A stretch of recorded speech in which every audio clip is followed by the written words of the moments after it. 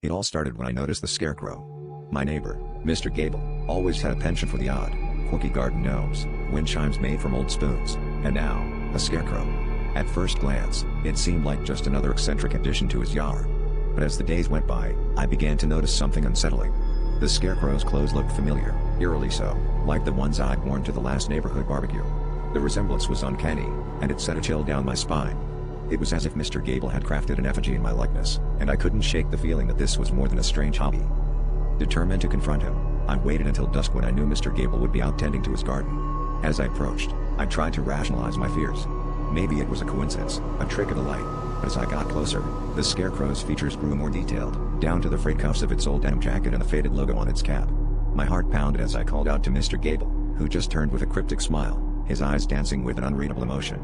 "It's just a Scarecrow," he said, but his tone held an edge that made my skin crawl.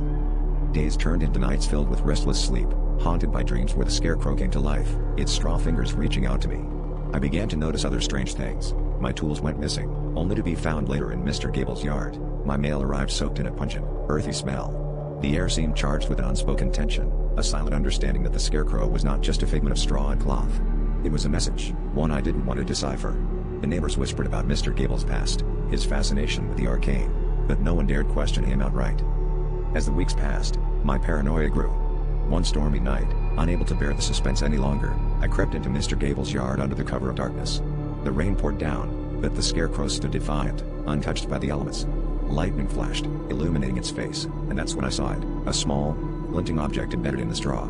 Trembling, I reached out and pulled it free, my own missing watch, stained with rust. A low chuckle echoed through the yard, and I turned to see Mr. Gable watching from his porch. "Time's a funny thing," he mused, his voice barely audible over the storm.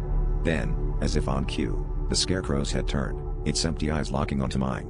In that moment, I realized the truth. This wasn't just a Scarecrow, it was a warning. And I was next.